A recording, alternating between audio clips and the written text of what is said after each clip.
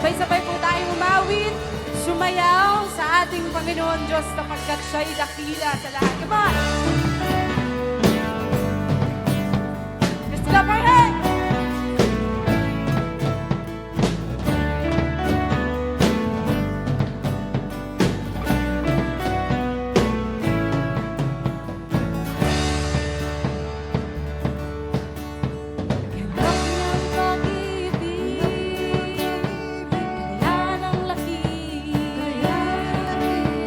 Buhay niya iniyala,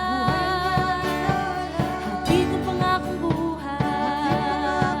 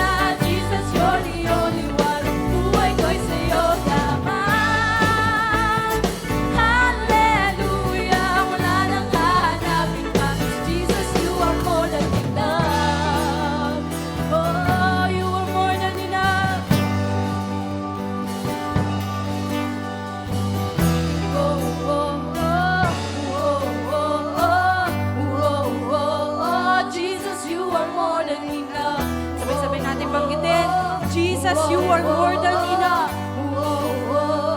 Jesus, you are more than enough.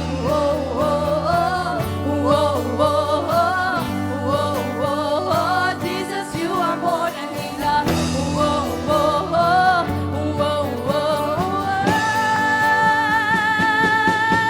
Isisigaw, hallelujah. Jesus, you're the only one. Ang buhay ko'y sa'yo lamang. Hallelujah, wala nang hahanapin pa. 'Cause Jesus, you are more than enough. Hallelujah, Jesus, you're the only one. Ang buhay ko'y sa'yo lamang. Hallelujah, wala nang hahanapin pa. 'Cause Jesus, you are more than enough.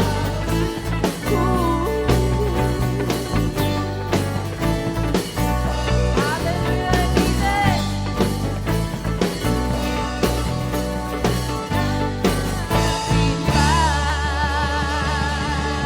Ayun na ka po, malakas pa na palakpak sa Diyos. Thank you, Lord. Lord, hallelujah. Bigyan pa po natin ng isang malakas na palakpakan ng ating Diyos na buhay sa lugar na ito.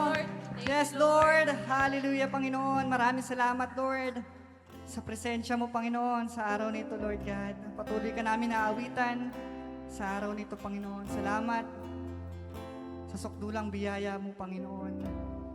Hallelujah. Yes, Lord.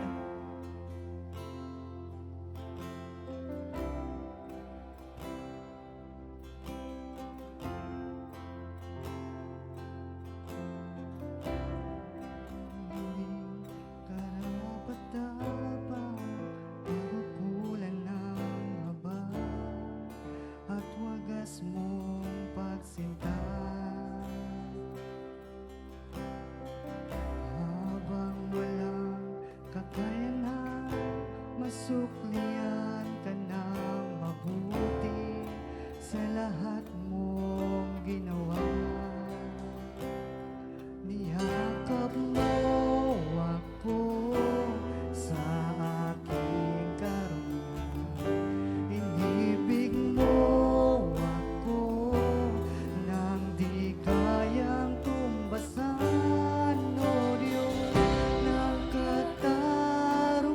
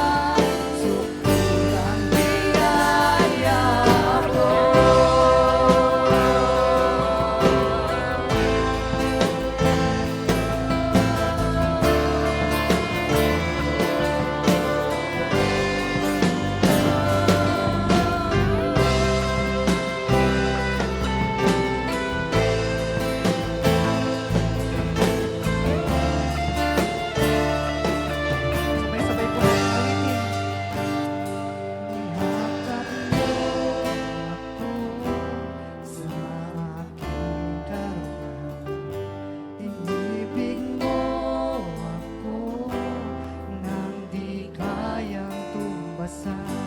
Niyakap mo ako sa aking karuman. Inibig mo ako nang di kayang tumbasa. Niyakap mo ako sa aking karuman. Inibig mo ako nang di kayang tumbasa. Niyakap mo ako sa aking karuman. Inibig mo ako nang di kayang tumbasa. Niyakap mo ako sa aking karumihan. Inibig mo ako nang di kayang tumbasa. Lord Diyos ng pagkaruman at katuwiran, kahit minsan hindi na mahirap ng kabanalan at walhatian. Salamat sa sukulang biyaya mo, O Diyos ng pag-ibig na mas malawak pa kaysa aking mga pagkakasala. Higit pa sa buhay ko, salamat sa sukulang biyaya mo.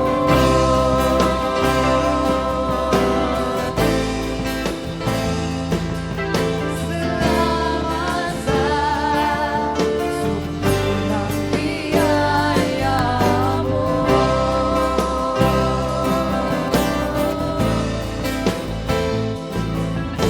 Salamat sa sukulang biyaya mo. Yes, Lord. Pupurihin ka, Panginoon. Hallelujah. Yes, Lord.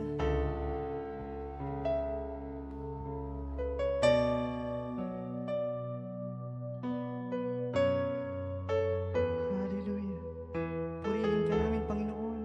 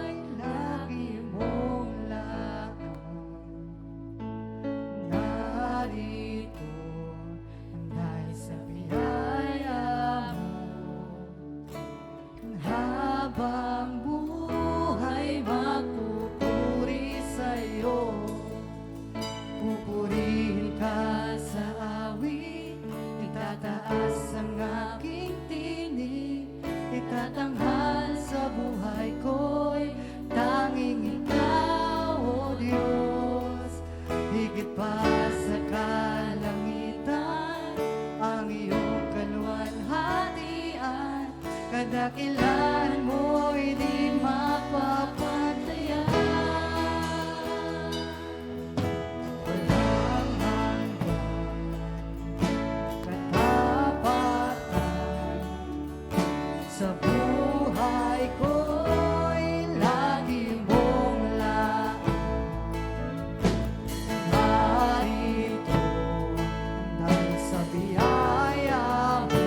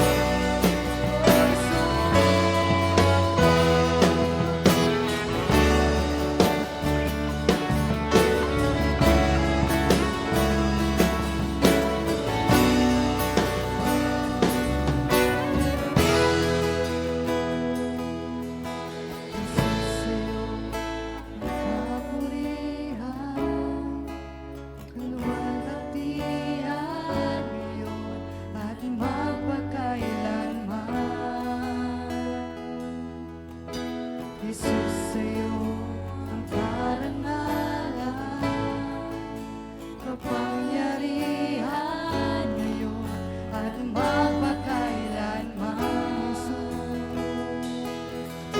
Jesus, sa'yo ang kapurihan, kaluwalhatian ngayon at magpakailanman. Jesus, sa'yo ang karangalan, kapangyarihan ngayon at magpakailanman. Oh, Jesus, sa'yo ang kapurihan, kaluwalhatian ngayon at magpakailanman. Jesus, sa'yo ang karangalan, kapangyarihan ngayon at magpakailanman. Oh, Jesus, sa'yo ang kapurihan, kaluwalhatian ngayon at magpakailanman. Jesus, sa'yo ang karangalan, kapangyarihan ngayon at magpakailanman. Pupurihin ka sa awit, itataas ang aking tinig, itatanghal sa buhay ko'y tanging ikaw, O Diyos. Higit pa sa kalangitan, ang iyong kaluwalhatian, kadakilan mo'y di mapapantayan. Hoy, Jesus, sa'yo ang kapurihan. Oh, church, let's worship our Lord. Hallelujah! Lift up your voice. Hallelujah! Jesus, sa'yo ang karangalan, kapangyarihan ngayon at magpakailanman. Oh, Jesus, sa'yo ang kapurihan, kaluwalhatian ngayon at magpakailanman. Jesus, sa'yo ang karangalan, kapangyarihan ngayon at magpakailanman. Pupurihin ka sa awit, itataas ang aking tinig, itatanghal sa buhay ko'y tanging ikaw, O Diyos. Higit pa sa kalangitan, ang iyong kaluwalhatian, kadakilan mo'y di mapapantayan. Pupurihin ka sa awit, Itataas ang aking tinig, itatanghal sa buhay ko'y tanging ikaw, O Diyos. Higit pa sa kalangitan, ang iyong kaluwalhatian, kadakilan mo'y di mapapantayan.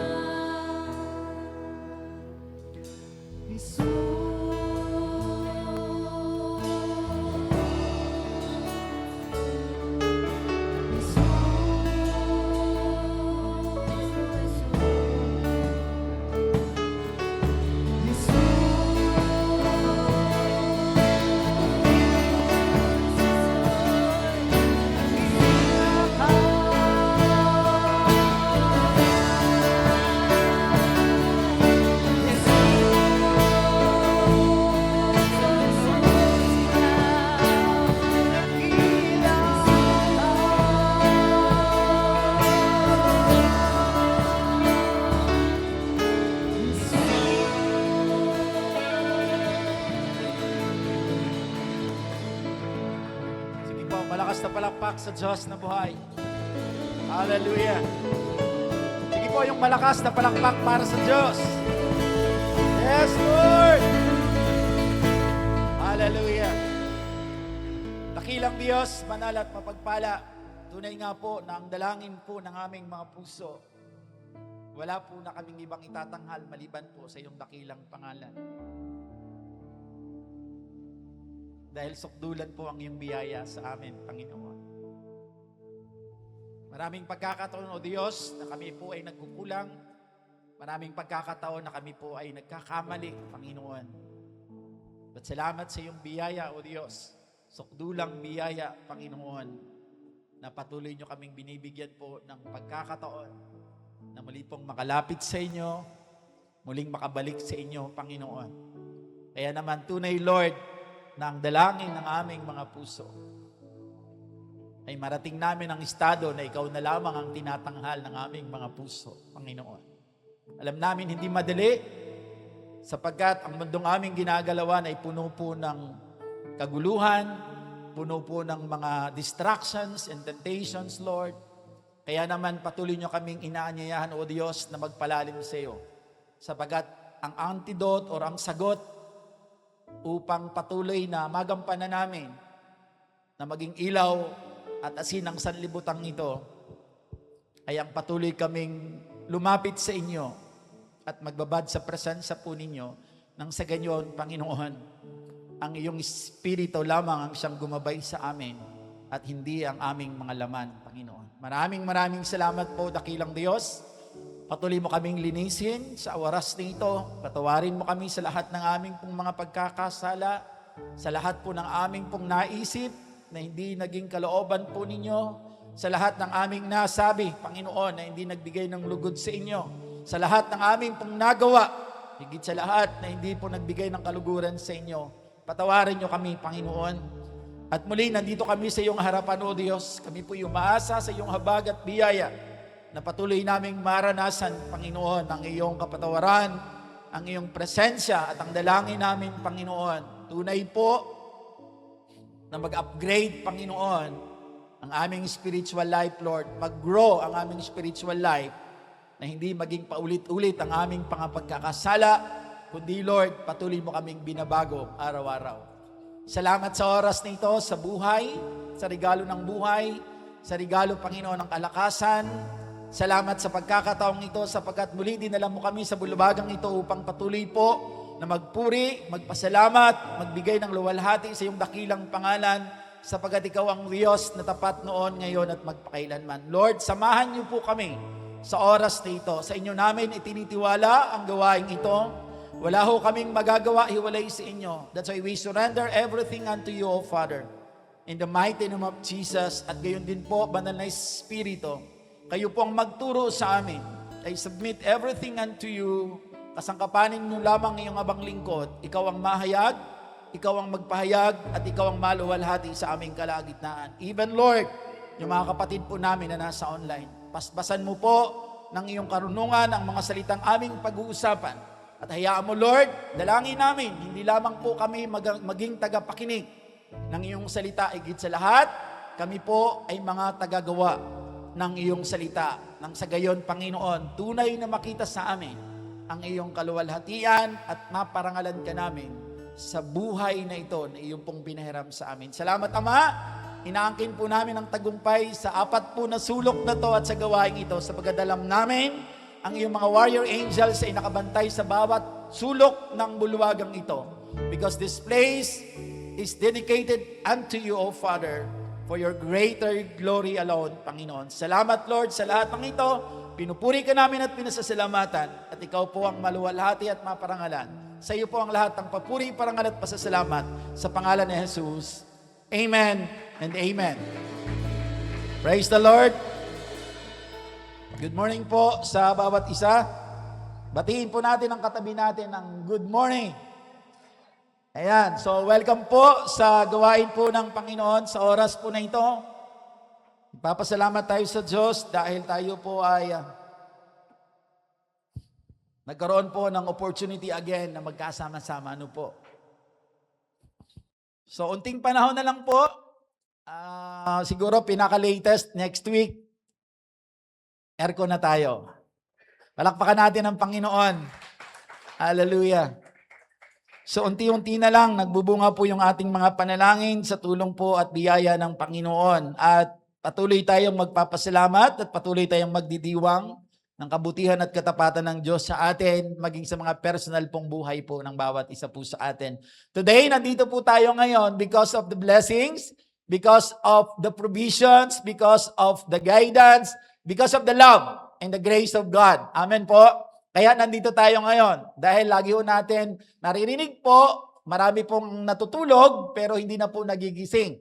That's why bawat gising is blessing. Di ba? Naririnig po natin yan. Bawat gising po ay blessing. Pagpapala po yan, ibig sabihin po, ang Diyos ay hindi pa po tapos sa iyo. Sabihin mo sa katabi mo, hindi pa tapos ang Diyos sa iyo. Ayan.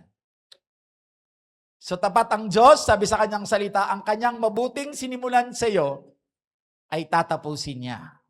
Amen po. So nasa season lang po tayo ng paghihintay at pagtitiwala, pero darating at darating ang panahon po, matatapos din yung mga bagay na nais ng Diyos na mabuti para sa iyo, kailangan lang natin magpatuloy na magtiwala sa Kanya. Amen po. So palakpakan natin ang Panginoon. And today po, ang ating pong tema, nasa huling topic na po tayo about the theme, yung sermon series po natin, Your Body, God's Temple, Stewardship of the Body. So alam ho natin, for the entire year po, ang pinag-uusapan natin is all about Matthew 25 verse 23, well done, my good and faithful servant. You have been faithful in a few things, and I will entrust you of many things. Sabi ng Lord, come and enjoy with your master's happiness. So yun po yung tema natin because that's our desire. That's the ultimate desires of our life, of our heart as a servant of God, na when the time na tayo po ay haharap na po sa Panginoon, wala ho tayong maririnig kundi ang sasabihin niya, well done, my good and faithful servant. Hindi ho tatanungin ng Diyos kung gaano karami yung na-accumulate po nating yaman, though mahalaga din po yan because hindi tayo magiging hypocrite po na hindi natin kailangan ng pera because sa atin pong pagpapatuloy sa buhay, pag mayroon kang somehow resources, mas marami kang nagagawa. So that's why we are studying about stewardship because ang approach natin sa simbahang ito is holistic. Pag sinabi po natin holistic po, lahat ng aspeto kailangan natin mapasadahan. We are not extreme. We are not merely spiritual. So ibabalansin natin yung spiritual between po doon sa bagay po sa natural or sa physical na kalagayan para po ma-appreciate po natin na malawak ang context po ng Biblia na nais ng Diyos na maganap po sa bawat isa po sa atin. So ngayon po, tayo po ay nasa huli po at just to recap po, bago ako pumasok sa pinakahuling topic po, week 1 po, ang title po na tinuro sa atin ni Pastora Gracia is all about honoring God with your body. So, ang text po natin dyan is 1 Corinthians 6:19-20. At ilan lang po sa mga highlights na sinulat ko po, ito po yon. Sabi po doon, our bodies belong to God. Actually, that's the first word or sentence po na narinig natin when the time we started the journey of the topic about stewardship. Di ba sabi natin, the beginning of the journey of stewardship is acknowledging that God is the owner and we are just the manager. So that's why even our body, it belongs to God. Kaya po hindi tayo naniniwala doon, my body, my choice. Hindi po yon. Because our body belongs to the Lord and we are just steward. Tagapangalaga, katiwala, kaya dapat alagaan. And sabi pa po doon, our body is not merely flesh and bones, but it is the temple or the dwelling place of the Holy Spirit. So sa atin po yung mga Kristiyano, sapagkat ang hindi po nakakilala sa Panginoon, hindi po nagduduwel ang Espiritu ng Diyos. Kasi nagduduwel lang po ang Espiritu ng Diyos sa mga tao na nagsuko ng kanyang buhay kay Kristo at ginawang Panginoon at kanyang tagapagligtas. So tayo po yung tinutukoy po dito that our body, yung our body is not merely flesh and the bones, lahat ito, generally speaking, but the temple of the Holy Spirit belongs to the Christian. Tayo po yon. That's number 1 po. Second week po, ang tinuro naman po sa atin ni Pastor Rakat, ang topic po niya is all about Sabbath, meaning rest, sleep, and self-care na matatagpuan po doon sa Mark 6:31. Nandito po sa text po na to, even Jesus Himself encouraged us or invited us to rest. Kaya po may tinatawag na Sabbath, meaning pagpapahinga. At ang mga insights po doon, sabi nito, true stewardship of the body includes learning to rest in God wisely and faithfully. So ang kapahingahan po or yung pagpapahinga po ay hindi po katamaran. Sabi nga po natin doon. And true rest is found not only in sleep, but also in Christ. Yun yung malalim. Ang tunay po talagang kapahingahan ay matatagpuan kay Kristo. So yun po yun. And then the third one po na tinuro naman po sa atin ni Ate Chi, ni Sister Chihiro Damier po, it's all about the physical health and discipline. Sabi po doon sa Timothy, 1 Timothy chapter 4 verse 8. At ang isang insight po, sabi doon, true stewardship includes both caring for the body and nurturing the soul. So dalawa, yung physical health, ito yung caring for the body. And the word discipline, it's all about our spiritual, nurturing our soul. So balanse, kaya po doon sa 1 Timothy 4:8, mahalaga, may benepisyo yung pag-exercise, pero ang pinakamahalaga is yung pong spiritual life. So that's the three topics po na pinag-usapan po natin, na nakapapaloob po dito sa tema natin, about yung theme po na stewardship of the body. So now po, nasa huli na po tayo, sa fourth Sunday, ito naman po yung topic natin. Week number 4, emotions and mental stewardship. Para tayong mental seminar ngayon, or ang tawag ng mental health seminar po ngayon. Ano po? Medyo ilalagay lang natin sa context po ng Bible at wala akong mga presentation po about studies po ng mga psychologist. Ano po? But then again, may mga dadaanan po tayo. We will explore the Word of God pertaining po dito po sa emotions and mental stewardship. Ano po? So, sabi po ng salita ng Diyos, ang text po natin is Philippians chapter 4, beginning verse 6 to 8. Favorite verse ko po ito. Sabi po sa NIV, do not be anxious about anything, but in everything or in every situation, by prayer and petition with thanksgiving, present your request to God. And the peace of God, which transcends all understanding, will guard your hearts and your minds in Christ Jesus. Hanggang 7 yon. Pagdating po sa 8, ito yung sa mind natin. Finally, brothers and sisters, whatever is true, whatever is noble, whatever is right, whatever is pure, whatever is lovely, whatever is admirable, if anything is excellent or praiseworthy, think about such things. Sabi sa Tagalog, huwag kayong mabalisa tungkol sa anumang bagay. Sa halip, hingin ninyo sa Diyos ang lahat ng inyong kailangan sa pamamagitan ng pananalangin may pasasalamat. Ang kapayapaan ng Diyos ay hindi kayang maunawaan ng tao, ang siyang mag-iingat sa inyong puso at pag-iisip dahil sa inyong pakikipag-isa kay Kristo Jesus. In the next verse po, sabi doon, bilang pagtatapos, mga kapatid, lagi ninyong isaisip ang mga bagay na karapat-dapat at kapuri-puri, mga bagay na totoo, marangal, matuwid, malinis, kaibig-ibig, at kagalang-galang. So ang Diyos po ang magpala sa pagbabasa po ng kanyang buhay at makapangyarihang salita. So makikita po natin dito sa ating pong mga binasa, mamaya ihihimayin po natin because we are talking about mental and emotional stewardship. Even po yung ating pong emotions, even po yung ating pong pag-iisip, ito po ay pinagkatiwala sa atin ng ating Panginoon. And mental and emotional health, sabi po doon sa pag-aaral po, it always affects the way we feel ourselves. So yung mental po natin, tsaka yung ating pong emotional health, lagi po siyang nakaka-apekto kung paano natin nararamdaman ang sarili po natin. That's why mahalaga po siyang pinag-aaralan. It also affects the quality of our relationships. Tama?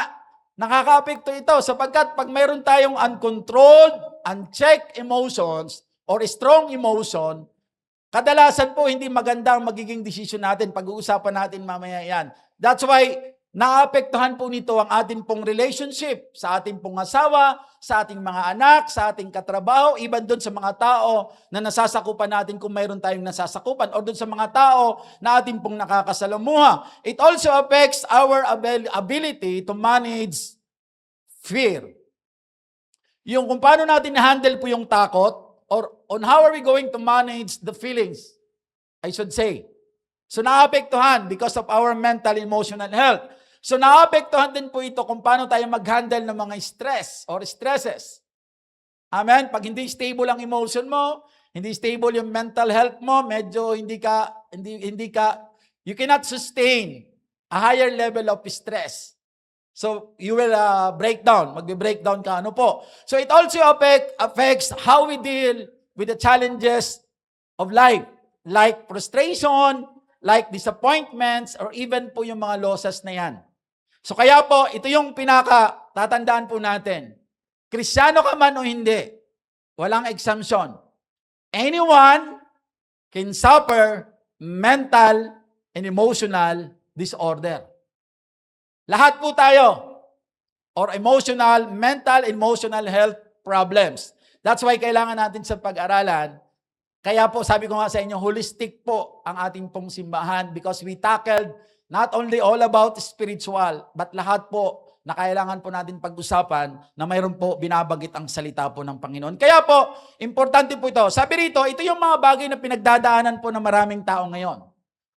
Many people today struggle with worry, fear, stress, anger, discouragement, and emotional exhaustion. So lahat ito yung pinagdadaanan ng maraming tao, even us. Minsan nag-aalala tayo, minsan natatakot tayo, minsan na-stress tayo, minsan nagagalit tayo, or madalas ba tayo nagagalit? Minsan discouraged tayo, o madalas ba tayo discouraged? Minsan pagod na tayo, ayoko na. Emotionally exhausted. Diba? Kaya minsan, nagpapahinga tayo. Kaya minsan, di ba, sa isang pamilya, nagsiset tayo na sa loob ng isang taon, kailangan mag-unwind tayo. Lalo na kapag ang trabaho ng mga magulang ay masyadong talagang, hindi naman toxic, kaya lang masyadong heavy yung responsibilities. Just like sa case po namin, napakalaki ng mga responsibilities. So, sa biyaya ng Diyos, salamat sa biyaya ng Diyos, at nasusustain. Ano po? Sa biyaya ng Diyos. So ito yung mga pinagdadaanan po natin. At lahat ng ito, nagsisimula po yan sa pagpasok sa isip natin. Because our mind is the battlefield. Tama? Diyan siya naglalaban. Kaya nga, di ba yung dulo, yung Philippians chapter 4 verse 8, makikita nyo na kagad yung conclusion. Kasi ang battlefield of these emotions and mental health po ay nasa utak natin. So kapag hindi natin siya na-manage properly, so ganito ang posibleng magaganap as the study says. Unmanaged emotions can affect our spiritual walk. So una pong naapektuhan yung ating pong relationship with God. Our walk as a Christian. Sabi rito, when emotion control us, instead, the Holy Spirit. Ano po? Our relationship with God begins to suffer.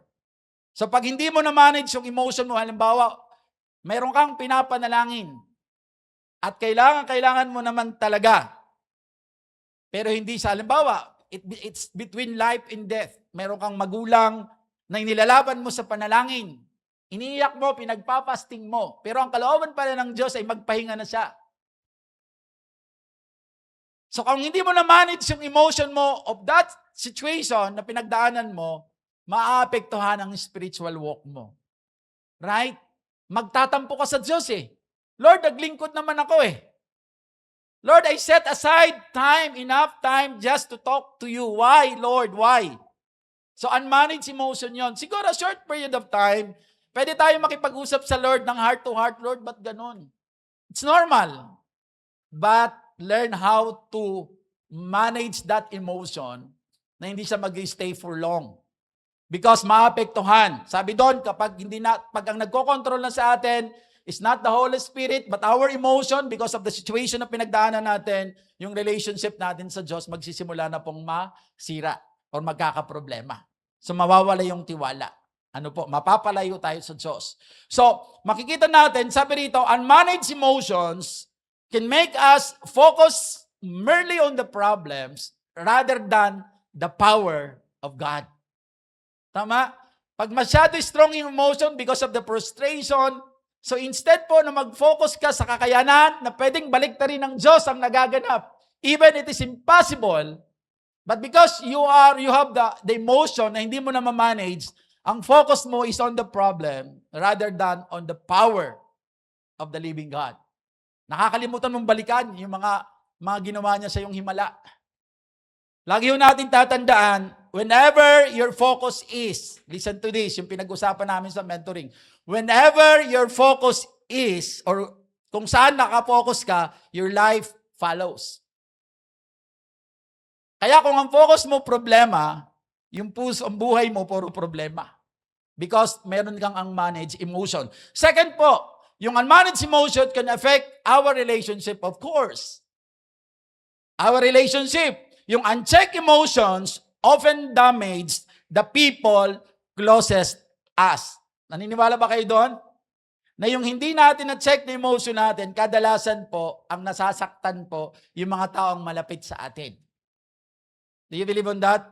Kasi sila yung mga maapektuhan talaga. Kasi halimbawa, kung halimbawa si Tatay Choy, mayroon siyang pinagdadaanan, tapos somehow medyo nag-struggle siya emotionally. So ang unang maapektuhan doon sa response niya doon because hindi niya na-manage ang emotion, syempre si Nanay Christina. Closest niya eh. Kasi mahal niya si Tatay Choy, hindi siya masaya na ganun ang kondisyon ni Tatay Choy. So ang unang masasaktan, of course, yung closest sa atin. That's why importante po na pinag-aaralan natin siya at sinasandal natin siya sa salita ng Diyos. At ito pa ang isang katotohanan po, hurting people often hurt people. Ano ibig sabihin? Yung mga taong nasaktan, madalas sila po yung nananakit din ng iba. Do you believe on that? Mayroon pa totoo si Pastora Gracia dyan, story po sa school namin, nito, sa atin. Ang reason kung bakit may tao na pag nakakaramdam ng parang bubulihin siya, instead po na pabayaan niya, ang response po niya immediately is to respond para manakit. Why? Because ang background po niya, ang history po niya, nakita niya, mayroong naganap sa kanyang pamilya na hindi maganda na personally nakita niya. And because of that horrible situation or experience na naranasan po niya, meron siyang unmanaged emotion. Hindi niya to nako-convert, kaya kailangan ng intervention. Hindi niya to ma-manage properly. Kaya po, ang iniisip niya lagi, kung ginawa yun sa kanyang pamilya, na nakikita niya, posible itong mga pagbabadya na parang biburuin ka lang, tapos ang gagawin mo, instead na parang hihintayin mo muna, hindi na siya nagpapauna. So ang tawag po dyan, unmanaged. Because kaya siya nananakit, kasi may nararamdaman siya.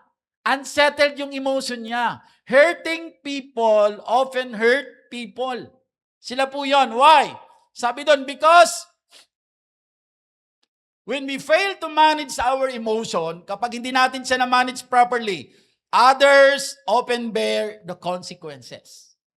And most especially those people closest to us. Hindi mo siya na-manage.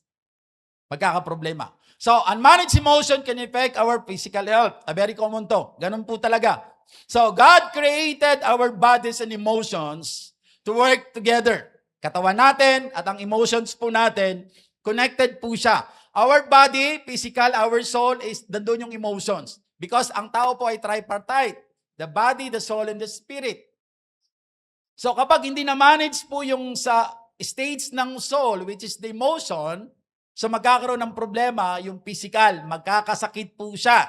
Ano po, magkakaroon ng problema. Because prolonged emotional distress can affect our health. Pag lagi kang nag-iisip, nakaka-drain yun. Nakaka-drain. At kapag na-drain ka na, magkakaproblema ng mga internal organs mo, ma-high blood ka, tataas ang blood sugar mo. Ang dami-dami ng maapektuhan because meron kang unmanaged emotions. Doon lang po nag-start po yon. Nati-trigger po ang lahat niyan. Emotional burdens eventually become physical burdens if they remain unresolved. So yun po yun. And then the last one po, unmanaged emotion can affect a daily decisions. Of course, pag tuliro ka, ang mga decision making mo hindi maganda. Strong emotion can cloud. Naharangan po niya yung judgment na mayroon po tayo that will lead unto us to a poor choices. Imagine mo, pag ikaw ay galit at nagdesisyon ka, siguradong pagsisisihan mo yan. Tama?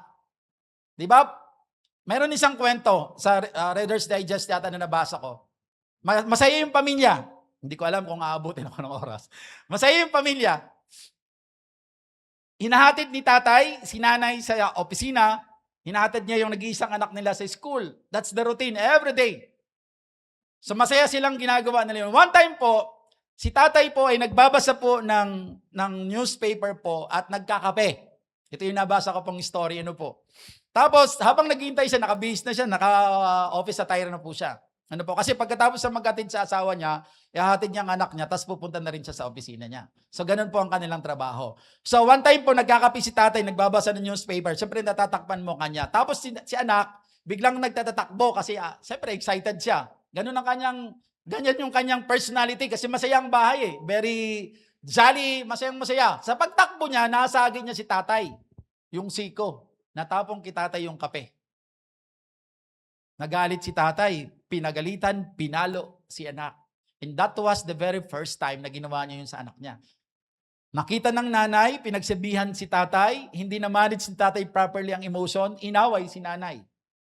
Pero tutuloy pa rin yung responsibility. Ihatid si nanay sa opisina, ihatid si anak sa opisina, pero habang sa school, habang nagtatravel, hindi sila nagsasalita.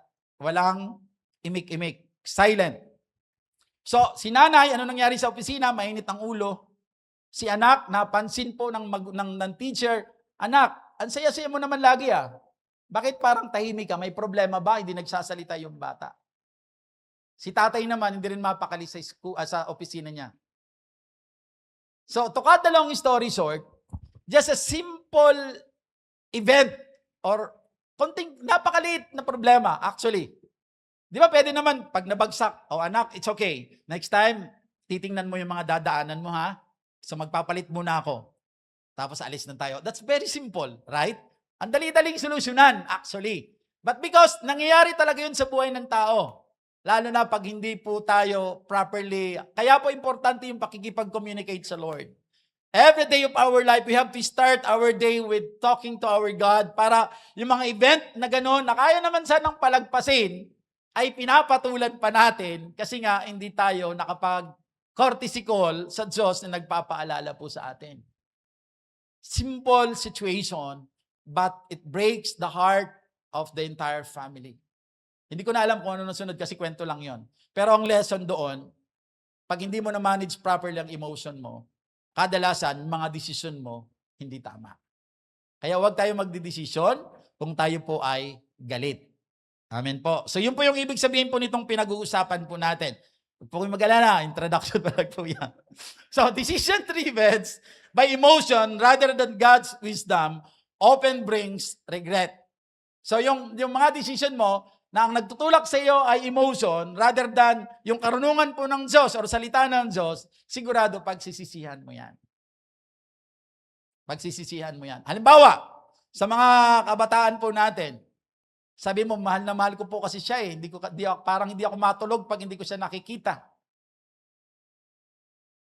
So nakikipag-away ka sa nanay mo, doon na lang talaga ako, talagang siya lang yung buhay ko. Unmanaged emotion. So in short, dahil mahal na mahal ng nanay, sige nga, pumasok na sa isang situation na hindi maganda. Driven by a strong emotion, but not from the wisdom of God. What will happen?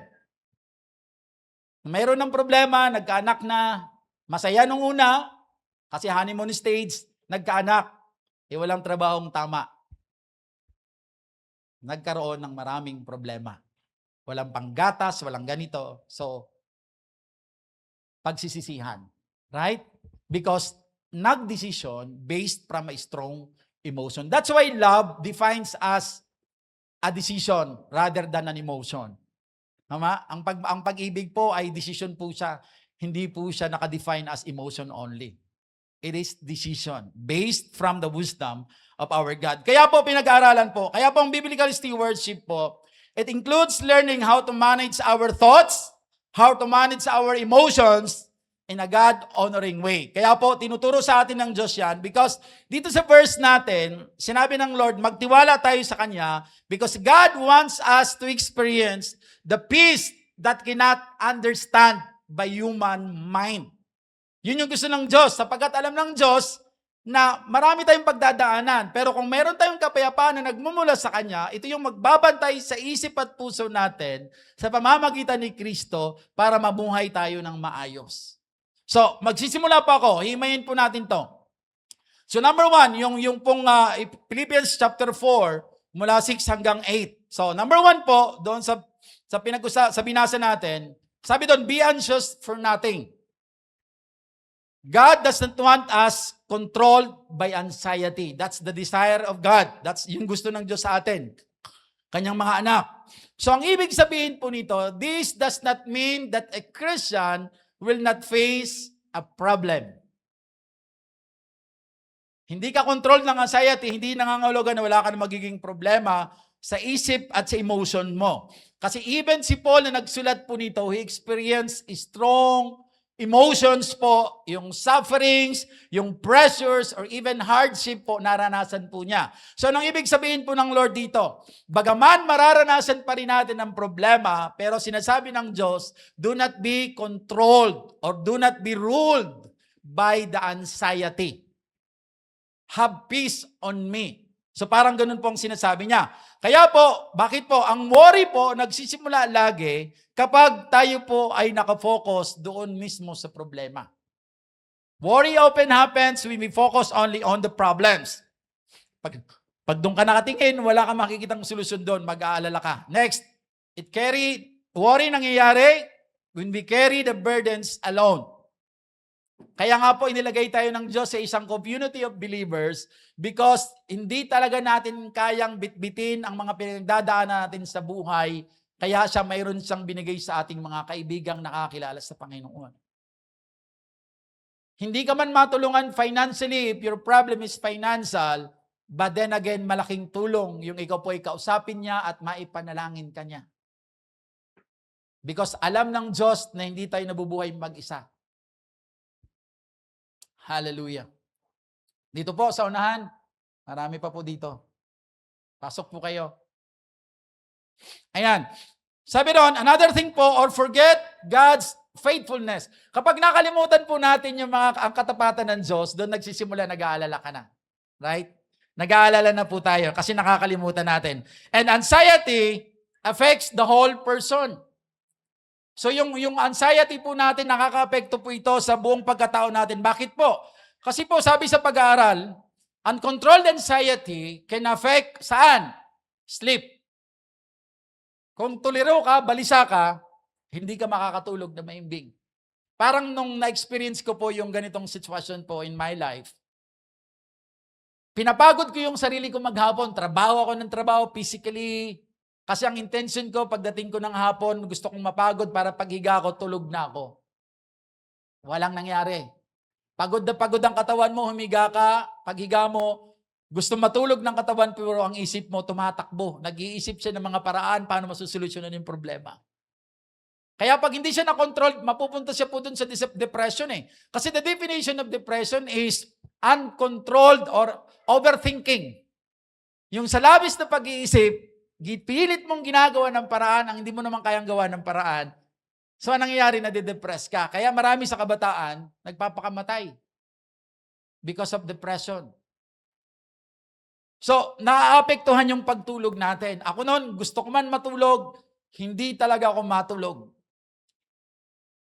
Kaya po, di ba, madalas kong sinasabi, in the presence of God, there is fullness of joy. Kasi natagpuan ko, kapag hindi ako matulog dahil marami akong iniisip, kahit pagod na pagod ang katawan ko, ang nagiging resolve ko ay pupunta ako sa prayer room. I will open my Bible and talk to God. Lord, help me. Alam kong hindi magiging magandang effect nito sa kalusugan ko, pag hindi ako matutulog? Paano ko mahaharap ito ng tama? So I pray to the Lord na pag-aanin niya ang nararamdaman ko. And yun, kaya sabi ko sa inyo, favorite yung Philippians chapter 4 verse 6 to 7. So dahil natagpuan mo yung kapayapaan ng Diyos, na kahit nandun ka pa at the middle of the battle, at the middle of unresolved situations, you have peace. Whatever things happen, Diyos pa rin siya sa'yo. Wala kang question. Lord, bakit ganon? Wala kang ganon. Why? Kasi nag-pray ka na sa Kanya, nakipag-usap ka na sa Kanya eh. So you are trusting to the sovereignty of God. Kasi kung kalooban ng Diyos, anak ka niya, wala isang pangit na plano para sa'yo, just what the Word of God says in Jeremiah 29:11. So kung may pangit sa tingin mo na nangyari sa'yo, bagaman nakipag-usap ka na sa Diyos, then just trust the sovereignty of the Lord. Lord, ikaw to eh. Pero alam ko, Lord, may mas maganda kang plano. Ganun po. So naapektuhan po ang pagtulog natin kung mayroon tayong uncontrolled anxiety. Pag naapektuhan ang pagtulog, maapektuhan ang kalusugan. Right? Kasunod yan. Kasi sabi nga sa mga study, pag natulog ka na ng alauna, parang anong tawag nun, pinapatay mo na sarili mo. Yung regular na pagtulog mo. And then, the next po, health, then emotions. Hindi ka na kumakain, naapektuhan ka, maaapektuhan yung isip mo. Di ba pag nagugutom tayo, saan nag-start? Sa mind. Sa mind siya. Though nag-start siya, of course, nagkumakalaman ang sikmura mo, pero pag hindi mo siya natugunan, magre-response yung utak mo, kumain ka. Pero pag hindi mo na-respond, di ba sumasakit ng utak natin? And eventually, maghihikab ka na. Parang gusto mo na lang itulog. Yun yung mga nangyayari siguro doon sa mga nasa kanto po na walang makain. Kaya akala mo, kaya sila tulog ng tulog kasi yung gutom nila, itinutulog na lang nila. Kasi that's the effect. Magpapakiramdam ang stomach mo, isi-sense ng mind mo, pag hindi mo siya natugunan, sasakit ang ulo mo, pag sumakit ang ulo mo, aantokin ka, tutulog ka. Ganon ang reaction niya eh.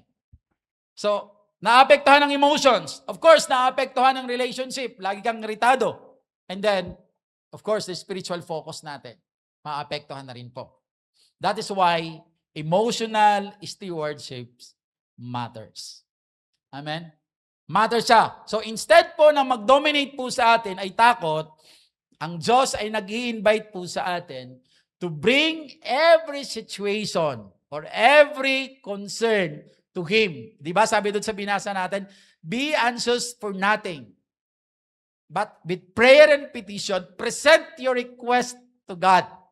So invitation yun ng Lord sa atin. Huwag kayong mabalisa sa lahat ng bagay. Sa halip, ipanalangin ninyo ng may pasasalamat at ilatag ninyo sa Diyos ang lahat ng inyong pangangailangan. Ganun po ang pagkakasabi. Second po, kaya po yung dumundun po, papasok ng pangalawa. Prayer is God's remedy for troubled heart. Grabe yung dulot pala ng panalangin. Sabi ron, but in every situation, by prayer and petition, with thanksgiving. So, yun po yung sinasabi sa atin. Tayo pong mga believer, God calls us believer to pray about everything. About everything, lahat. Ang panalangin po ay hindi lamang ginagawa during our major crisis in life. Even po doon sa daily burdens po natin, ini-invite tayo ng Diyos na idulog natin sa Kanya. Idulog natin sa Kanya para tayong, even yung mga small struggles po natin. Para tayong bata, na parang, hindi naman po yung, kasi minsan po, inaago ho tayo ng kaisipan na, ba't mo pa aabalahin, may mga naririnig akong ganitong salita, ba't mo pa aabalahin ng Diyos? Kaya naman natin to eh. Maliit lang to. Prideful spirit po yun. Because gusto po ng Diyos, kahit in small thing, di ba tayo, magulang, gusto natin sa mga anak natin, kahit small thing, sinasabi niya sa atin. Kasi na-appreciate natin yan, very open siya, very honest sa atin. Kung naiintindihan mo yung context po noon, kasi minsan hindi natin siya naiintindihan, sasabi, ano ba yan? Kalilit na bagay, sinasabi mo pa sa akin. Pero kapag inunawa mo siya, yung situation po na yon, I-appreciate mo yon. But of course, nagbibigay ka ng somehow paalala sa kanya. Pero na-appreciate mo yon. Sabi nga sa amin sa research, ang tawag dyan kick and kiss So pag may nagpipresent po na tao, nag-effort siya i-present yon, bago mo siya pagalitan kahit mali yung ginawa niya, purihin mo muna siya pansamantala. And then, saka mo na ngayon sipain. Kiss and kick principle. Yung sipa po, ang ibig sabihin, ito yung mga mali. So, present ka na lang ulit. Parang ganun po yon. Para po yung emotion, somehow, hindi naman nasayang yung effort niya. Para po mas lalo siyang ma-motivate. Yun yung mga approaches po na nilalakipan po ng mga spiritual. Ano po? So, ganun po. So, ang panalangin po ay binibigay po sa atin ng Panginoon na tulong. Result po, remedy po yan for troubled heart. Why? Because prayer helps us to release burdens to God. Na-release po natin ang kabigatan natin sa Panginoon. Ay alam ko, na-experience nyo lahat ito. So balikan lang ninyo yung panahon na punong-puno kayo ng pinagdadaanan sa buhay na mahirap, nanalangin kayo, pinagaan ng Diyos ang kalooban ninyo. So releases burdens to God. We receive His peace. Ito, experience po ito. That's why sabi ko, in the presence of God, there's fullness of joy. And kapag nagkaroon ka na ng kapayapaan, will gain wisdom. Di ba lagi kong sinasabi? Ito yung realization and insight ko po sa pag-aaral ng Bible. Ang reason kung bakit si Jesus Christ, nung mag-resurrect po siya, at nagpakita po sa kanyang mga disciple, ano po ang sinabi niya? Yung ginagawa natin during sa ating old church. Yung nagaganon. Di ba may moment tayo na ganon? The peace be with you. Pero hindi po yung sign ng peace, ha? Wala po yung biblical. Pero, ginagawa po yun. Ano po? Bakit ganon ang sinabi? Kasi hindi naman sinabi ni Jesus Christ nung mabuhay sa Paul, Peter, peace be with you. So, wala naman siyang ginanon. So, pero ang unang lumabas sa bibig ni Jesus, nung ma-meet niya po ang kanyang mga disciple, peace be with you. Bakit po peace be with you? Because tuliro yung mga apostles niya . Takot na takot kasi yung leader nila pinatay. Hindi nga sila naniwala na nabuhay si Jesus Christ . So alam ng Diyos yun, peace be with you. Bakit po? Kasi ang isang tao na punong-puno po ng problema, unmanaged emotion, hanggat hindi po siya nakakakuha ng tunay na kapayapaan, hindi po siya makakapag-isip ng tama. Kaya ang unang binigay ng Diyos sa kanyang mga disipulo, sa mga apostol, peace. Nung pumayapa sila, ma-absorb na ang sasabihin ng Lord. They gain wisdom. Ito yung gagawin natin. Ito na yung mga gagawin natin. Hahayo kayo. Ituturo ninyo lahat. Nakita nyo sa akin na tinuro ko sa inyo. Payapa na kasi sila. Na-solve yung problema nila, yung nakatatakot sila kasi yung leader nila nabuhay pala. Tapos pinayapa sila. So kapag nagkaroon tayo ng kapayapaan, we gain wisdom. So yung decision po natin, nakabase na po sa karunungan ng Diyos, hindi na po doon sa strong emotion. Why? Kasi we prayed and we received the healing, the peace of God, and God give us the wisdom. As we read the Word of God, nakakuha tayo ng salita ng Diyos, nakakuha po tayo ng sagot. So kaya po nakakapag-respond po tayo ng maayos. So nagkakaroon tayo ng maayos na respond. And then next po, and remember that God is in control. So, lagi natin tatandaan, walang bagay na hindi kayang kontrolin ng Diyos. He always in full control of everything. That's why Thanksgiving changes our perspective.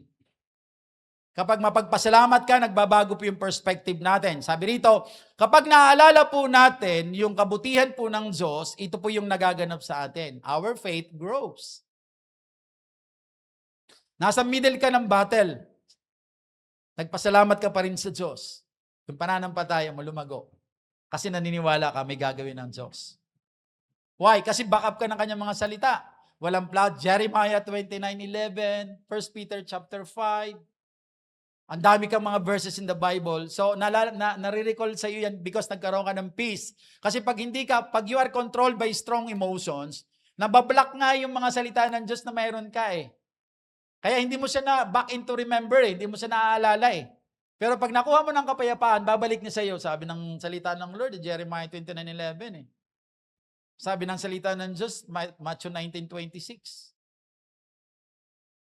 Sabi ng Diyos, Jeremiah 32 verse 17.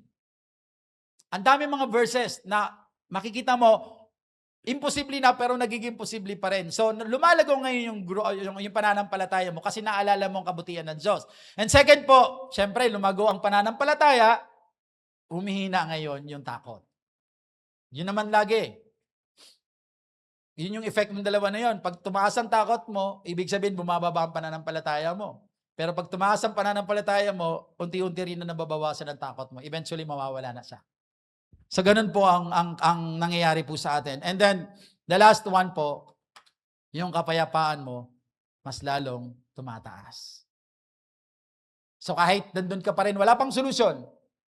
Pero nakausap mo ng Lord, pinayapa ka na niya, hindi mo pa naintindihan kung anong magiging solution talaga, pero hindi mo maisip talaga. Madalas namin nararanasan po yan.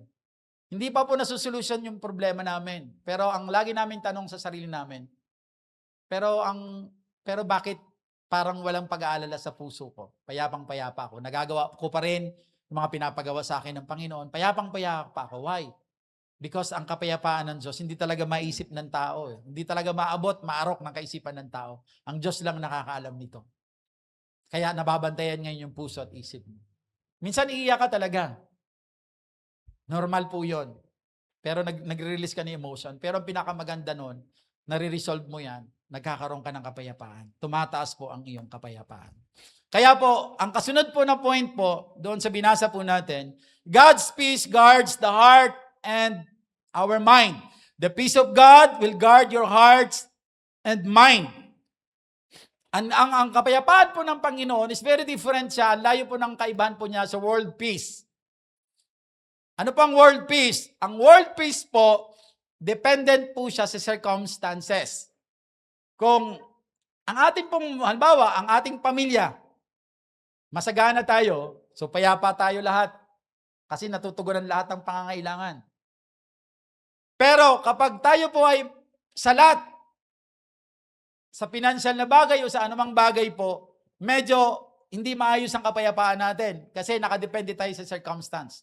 That's the world peace. But God's peace remain even during the hard trials of our life.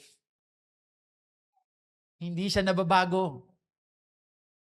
Yun pa rin yun. Kaya pa ang word is just trust the process so that you will have peace that cannot be understand by human mind. So pinoproseso ka ng Diyos, nasa season of pruning ka, dinidisiplina ka, just trust the Lord because He is just processing you. Have peace na hindi po maintindihan ng kahit ikaw. Just trust the Lord. So umangat po yung kapayapaan, yung God's peace po remains even during trials. So ano daw nagagawa ng peace? So it guards our heart from fear. So binabantayan ito yung puso natin na sa halip matakot po tayo, nagkakaroon tayo ng kapayapaan. Binabantayan siya. Second po, the mind from destructive thinking. Hindi ka na nakakapag-isip ng mga bagay na, halimbawa, di ba, minsan gusto natin i-resolve ang problema natin. Gusto natin ma-solution. Ano nangyayari? Utang tayo ng utang. Financially speaking. So, nagpapatong-patong ang problema. Ang tawag dyan, destructive thinking. Pero kung mayroon kang kapayapaan na nagmumula sa Diyos, makakapag-isip ka ng tama, bibigyan ka ng tamang solusyon, you just have to wait patiently. Amen po. Because yung timing po is not our business. The timing is God's business. Kaya wag natin ilagay sa kamay natin. Yes, we are planning. Sabi ng Proverbs 16. We are planning. Sa pagpaplano natin, may target date tayo. Because sabi ni Pastor June, a dream without a target is just a dream. And target or a goal with a target with specific time. So ibig sabihin, may time ka talaga na dapat in 2 months, ganito na dapat ang magagawa ko. Tama naman yon. Pero kung in 2 months po, hindi nangyari yon, do not be discouraged. Do not be distracted. Instead, review. Ano ang kulang? Bakit hindi nangyari? And then balikan, ulitin, trabahuin ng mas maganda. Kasi may tinuturo ang Diyos. And then sa susunod, yun na yung timing ng Diyos. Kasi nag-ayos ka na, naugma ka na sa kanyang kalooban, that's the time matitrigger yung timing ng Diyos. Kasi anytime, pwede naman mangyari. Powerful ang Diyos kahit nga ngayon, pwede niyang gawin. Pero hindi po kasi gagawin ng Diyos yun kung ipapahamak mo or ipapahamak natin. So, ganun po. So, ang kapayapaan po ng Diyos, nagbabantay po sa ating isipan para hindi tayo mag-isip ng hindi maganda. And the emotions from being overwhelmed. Yung hindi ka na makahinga. Kasi overwhelmed ka sa pinagdadaanan mo. Hanggang namatay ka tuloy. Kasi hindi ka na makahinga Iyak ka ng iyak.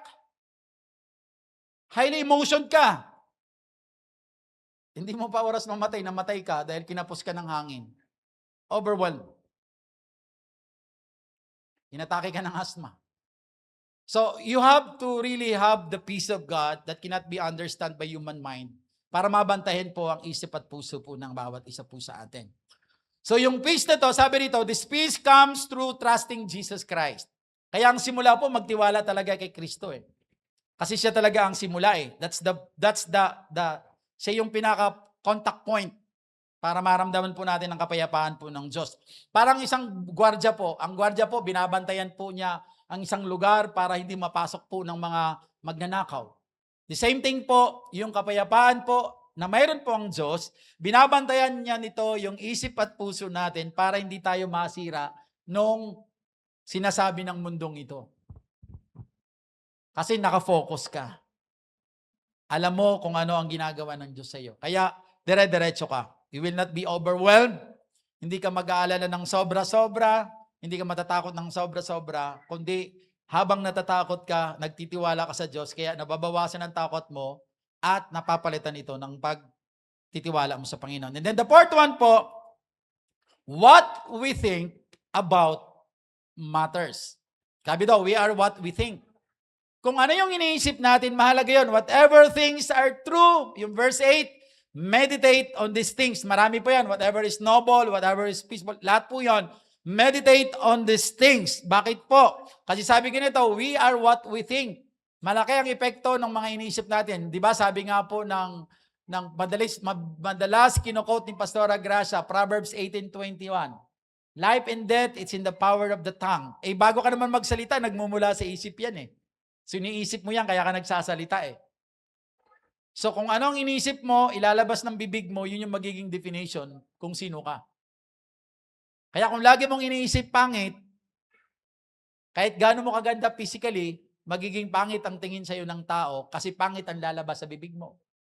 Kaya tinatama ng Diyos ang puso natin. Kasi pag tama ang puso mo, tama lahat ng lalabas sa bibig mo. Tama lahat ng paglilingkod mo. Tama lahat ng gagawin mo because tama ang puso mo. So, sabi nito, whatever things are true. So, our thoughts influence, our emotions. Diba? Battlefield nga yung mind So, kung anong pinasok sa isip, ito yung magiging pakiramdam po natin. So, kaya, sabi doon, whatever things are true, so isipin po natin kung ano yung mga tama. Yun yung suggestion po ni Apostle Paul sa atin. Yun po yung diinan natin instead of some things na hindi naman makakatulong sa atin. And then next po, it influence our attitudes, it influence our actions, and it influence our spiritual conditions. Why po? Because the mind constantly feeds us. Kung ano ang iniisip natin, yun po yung ating gagawin. Yun po ang nangyayari po. Sabi rito, yung good stewardship, sabi dyan,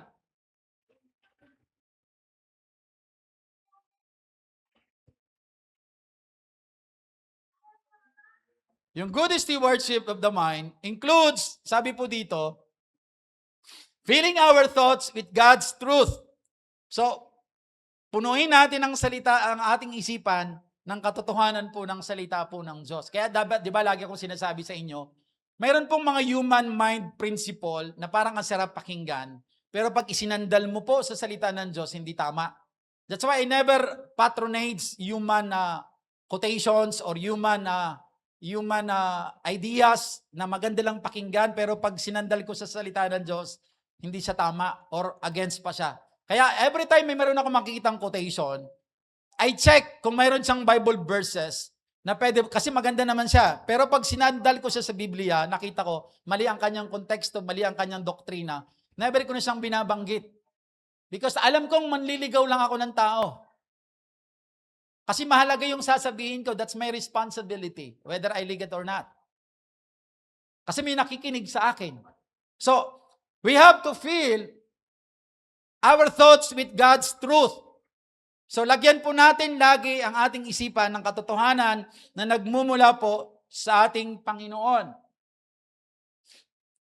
Next po, reading the scripture. So, pag binabasa po natin ang salita po ng Diyos, mas na-apply po tayo. Mas madami po tayong natututunan. Choosing wholesome influences. So, bibilisan ko na lang. Tapos na ako. Avoiding toxic habits. So, ina-avoid natin itong mga habits na to. And focusing on things that honor God. That's why sabi, whatever is true, whatever is noble, whatever is pure. So, meditate on those things. Yun daw po yung pagbabaran po natin ng ating pong mga isipan. Isasama ko na to. Kaya po sabi ng Proverbs 4:23, be careful how you think. Your life is shaped by your thoughts. Ang ganda ng translation niya sa GNT. So kung anong iniisip natin, hinuhugis nito yung ating pong pagkatao. Hinuhugis po nito ang ating mga buhay. Then another thing po. Ito, isabang ko lang. Emotional stewardship requires surrender to God. Healthy emotional stewardship includes honest prayer. So ganun po yon. So yung healthy, yung pagmamanage mo, nananalangin ka sa Lord. Sinasabi mo kung anong nararamdaman mo. Honestly, kung nagagalit ka, nalulungkot ka, masaya ka, that's what we call honest prayer. Seeking wise counsel. Hindi ka nag-iisa. Kahit gano'n po pa kagaling, kahit marami ka nang naabot, may problema ka na hindi mo kaya. That's why may community of believers. Ask, seek counsel from that person. Resting properly.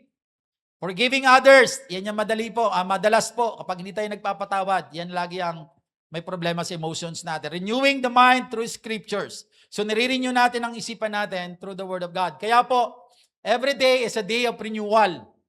So kung hindi ka nagsasalita, nagbabasa ng salita ng Diyos every day, ano ang nire-renew mo sa isip mo? Yung mga pain? Mga challenges?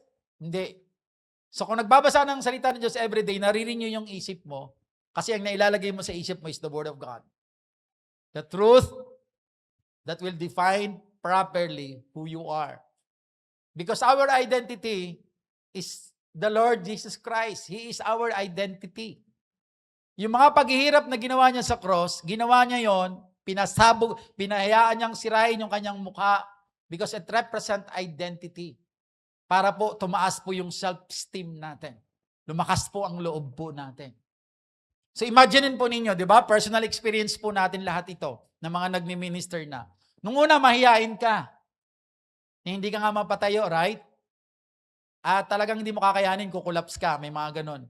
Pero when you started engaging yourself in the ministry of God, unti-unti ka somehow nabibigyan ng responsibility, upo muna, closing prayer ka, minsan nag-MC ka na, and eventually nakatayo ka na dito, kinakabahan ka, nanginginig ka, napapansin pa nga ng mga tao na nanginginig ka. Pero dahil nagkakaroon ka na ng pagtitiwala sa Diyos, nale-level up ng faith mo, nasusustain ka doon sa faith na yon, and eventually, natatagpuan mo ang sarili mo na nagagawa mo ng mga bagay na dati na kinakatakutan mo. Nakita mo yung transformation mo, ang laki. Hindi yan mangyayari kung sarili mo lang. Nangyayari yan because of the help of God. That's why ang lagi natin motivation. Kung bago ka sa Panginoon, engage yourself in the ministry of God. Kasi doon mo malalaman ang gift na mayroon ka. At magigain din doon yung strength, magigain mo rin yung wisdom, magigain mo rin yung confidence na kailangan mo. Kaya nga advantage po sa mga youth leaders natin. Kasi pagdating sa school, nag-e-excel sila. Why? Hindi sila nahiyang tumayo. Pagdating sa mga interviews po, mayroon silang kumpiyansa, kinakabahan, pero mapagtatagumpayan nilang kumpiyansa, yung kaba nila. Kaya during interview, nag-e-excel sila. Why? Nasanay silang magsalita, na-develop ang kumpiyansa nila. Mataas yung emotional capability po nila. Mataas yung self-esteem po nila. So, yun po yung mga bagay na nais ng Diyos. So, in conclusion po, tapos na ako. Trusting God's daily. Sabi po yung tinuturo po sa atin ng Philippians 4:6-8. Ito lang, mabilis lang to. Reject anxious living, bring concerns to God in prayer, fill the mind with godly thoughts, and live in the peace of Christ. Yung pinag-aralan po natin sa Philippians chapter 4:6-8, ito lang yon ang gusto niya. But throughout the series po na pinag-usapan po natin, mula po sa week 1, because it is my job to conclude po yan, from week 1 to week 4 hanggang ngayon po, pinag-usapan po natin, natutunan po natin that our bodies belongs to the Lord. And this body is a sacred gift from God. Dahil secret gift po yan, and it is the dwelling place of the Holy Spirit. That's why kailangan natin siyang alagaan, mga kapatid, sa Panginoon. We have to take good care of our body. Not merely about our health or physical appearance, but most especially, it is an act of faithful worship to the Lord. Kapag inalagaan mo ang katawan mo, hindi lang para ma-present kang physically na maayos, but that is an act of worship to the Lord and faithfulness to Him. Nagiging mabuti at matapat kang katiwala kapag inaalagaan natin ang katawan natin. Kaya po ang paalala sa atin ito, sa pagtatapos natin ito, ingatan talaga natin ang katawan natin. Dahil nag-iisa lang po yan. Bukod sa nag-iisa po yan, regalo ng Diyos sa atin yan. At dahil regalo sa atin ng Diyos yan, gagamitin ng Diyos yan para sa kanyang kaluwalhatian. Talented ka. Pero masakit tuhod mo. Hindi ka pwedeng humayo. Gift mo sana yung teaching. Kaso na-paralyze ka na dahil hindi mo properly na manage ang katawan mo. Hindi mo rin magampanan. So hindi mo na-serve yung purpose at hindi ka naging mabuti. So paalala po ito sa atin. Sabi ko nga, holistic pong approach natin. So, hindi lang ito paalala sa inyo, paalala din po ito sa amin. Because sa ayaw natin sa gusto, may mga pagkakataon na minsan hindi rin natin naaalagaan ang katawan natin. Most of the time. Dahil sa dami nating trabaho. But God reminds us because He loves us. He reminds us to take good care of our body. Not only because we are steward, because He really loves us. Gusto niyang humaba ang buhay natin. Gusto niyang mapulfill pa natin yung purpose na maganda na plinano niya para sa atin. Paano mapupulfill ng Lord yung magandang plano para sa iyo kung maaga kang mamamatay? Kasi hindi mo properly na manage ang katawan mo. So, yun po yung kailangan natin matandaan.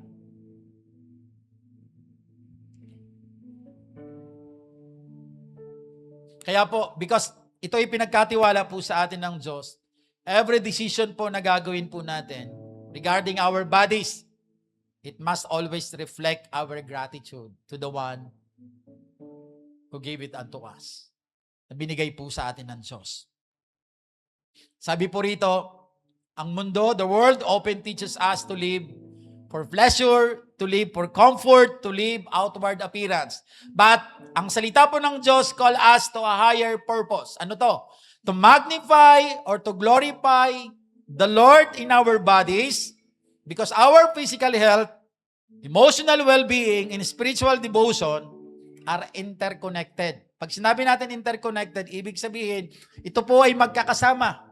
Hindi pa pwedeng magsarili. Kailangan sila po ay magkakasama. Ginagawa ito ng Diyos para ma-fulfill yung pagkatawag po sa bawat isa sa atin for the greater glory alone of our God. Kaya po, sabi po dito, sa Romans 12:1, na nabanggit po ni Pastor Agracia, therefore, I urge you, sabi ni Paul, brothers and sisters, in view of God's mercy, to offer your bodies as a living sacrifice, holy and pleasing to God. This is your true and proper worship. So, lagi po natin titingnan na lahat po ng ginagawa po natin, or i-offer natin ng katawan natin. At pinakahuli, 1 Corinthians 10:31, therefore, whether you eat or drink or whatever you do, do it to the glory of God. So kung ito po ay yung lahat ng patungkol sa katawan po natin, ay ginagawa natin as an offering, living sacrifice to the Lord. And lahat ng ginagawa natin ito for the glory of God. I do believe mapufulfill yung plano ng Diyos sa bawat isa sa atin. So kaya po, katulad ng panalangin natin kanina, hindi nawa tayo maging takapakinig lamang ng salita ng Diyos. Nawa, tagagawa din po tayo. Ingatan natin ang katawan natin, alagaan po natin siya, gamitin natin siya for the greater glory of our God. Tumayo po tayong lahat at tayo po ay mananalangin.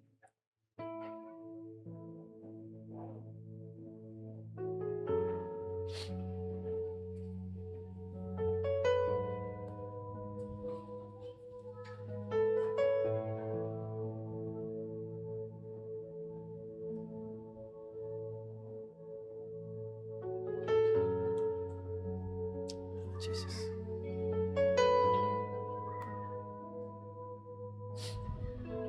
Hallelujah. Hallelujah. Hallelujah. Hallelujah. Hallelujah. Hallelujah, Jesus. Ang ating pong panalangin po ngayon, loobin po ng Diyos na yung ating pong mga buhay, yung ating pong mga katawan na to, ay truly po maging testimony of the goodness of the great God. Yun po yung nais ng Diyos na mangyari sa atin. We have to honor God with our body. We have to walk in the presence of the Holy Spirit, in the power of the Holy Spirit. And let our life become a great testimony of the greatness and goodness of our God. Hallelujah. Hallelujah. Tayo po'y manalangin. Dakilang Diyos, banal at mapagpala, nagpupuri at nagpapasalamat po kami sa inyo sa oras po na ito. Thank you, Lord, for reminding us that we need to take good care of this body that you have allowed us, Lord, na pinagkatiwala niyo po sa bawat isa sa amin, Panginoon. Ingatan namin, alagaan namin, sapagkat mahalaga ito para sa iyo, Panginoon. At nais niyo po kaming magamit mightily para po sa iyong kalawalhatian. Hayaan mo, Diyos, na sa aming pong mga napakinggang mga salita na nagmumula sa iyo mula week 1 until now, Lord, I just pray, oh Father, in the mighty name of Jesus, na lagi niyo po itong paalala sa amin, ang sa gayon, Panginoon, matuto kaming disiplinahin ang sarili namin bago pa dumating na kayo po ang magdisiplina po sa amin. Hallelujah. Nawa, Lord, yun po yung maging principle namin na kami na yung magkusang magdisiplina sa sarili namin at wag na naming hintayin na ikaw po ang magdisiplina po sa amin, Panginoon. Out of your love, Lord, not just out of being a steward of this body, out of your love, you have reminded us, Lord, dahil nais po ninyo, Panginoon, na mabuhay kami ng matagal. Nang sa gayon, marami kaming magawa para sa kaluwalhatian mo, Panginoon. Kaya, Lord, tulungan niyo po kami na tunay, Lord, na magkaroon kami ng matibay po na pagtanggi sa mga bagay na hindi magdudulot sa katawang ito ng kabutihan, kundi magiging kapahamakan lamang. Patuloy mo kami bigyan, Lord, ng puso, Panginoon, na nakaangkla sa iyong kalooban. At katulad ng paalala mo po, Panginoon, sa amin dito sa Philippians chapter 4 verse 8, nawa lagi naming i-feed ang aming mga isip ng mga salita na nagmumula sa inyo, sapagkat malaki po ang epekto ng emotion ng aming pag-iisip sa aming katawan, magsimula lahat sa pamamagitan po ng pagtatanim po namin, paglalagay po namin sa mga iisip ng mga katotohanan na nagmumula sa iyo. Nang sa gayon, Panginoon, tama lagi ang magawa namin at tama ang lagi naming maiisip, Panginoon. Nang sa gayon, mapangalagaan po namin ang maayos at mabuti ang katawang itong pinahiram niyo po sa bawat isa sa amin. Lord, kung mayroon man pong may karamdaman sa aming kalagitnaan, Lord, humihingi po kami ng tawad sa mga pagkakamali na nagawa, Panginoon, na nagdulot po para po maranasan ang disiplina na ito ng pagkakasakit. But today, Lord, nananampalataya kami, Panginoon, na ikaw po ay mahabaging Diyos. Kasunod po ng iyong pagpapatawad, ito'y sinusundan ng iyong pagpapagaling, Panginoon. Kaya right now, Lord, let your healing be manifested in the body of each and every one of us, Lord, na nakaranas po ng karamdaman. In Jesus' mighty name. Wash us, Lord, with your blood. All the sicknesses, Lord, na mayroon po ang bawat isa sa amin, dulot po ng aming pong kapabayaan, Panginoon. Thank you so much, Lord. Thank you for the healing. Thank you for the deliverance, Lord, na pinaranas niyo po sa amin ngayon. And Lord, right now, help us, Lord, na as we move forward po, Panginoon, na bitbit po ang kagalingan na nagmumula sa inyo. Help us, Lord, every day na ang katawang ito ay mamanage namin properly. Knowing, Lord, na ito ay mahalaga sa iyo, Panginoon. Na ang gagawin namin, iingatan namin ito para sa iyong kaluwalhatian. Nang sa gayon, magamit mo kami mightily, Lord, for the advancement of your territory, Lord God. Maraming salamat po, Ma, sa lahat ng ito. Thank you for your love. Thank you for your grace. Thank you for your faithfulness unto all, Jesus. Maraming salamat po. Ama, sa iyo namin lahat ito itinitiwala at patuloy, Lord, na ang buhay po namin ito ay inaalay po namin sa iyo as a living sacrifice, holy and acceptable unto you, O Father. Maraming salamat, Ama. Sa iyo lamang namin ibabalik, Panginoon, ang pinakamataas na antas ng papuri, parangal at pasasalamat. Ang lahat ng anak ng Diyos ay magsabi po na Amen and Amen.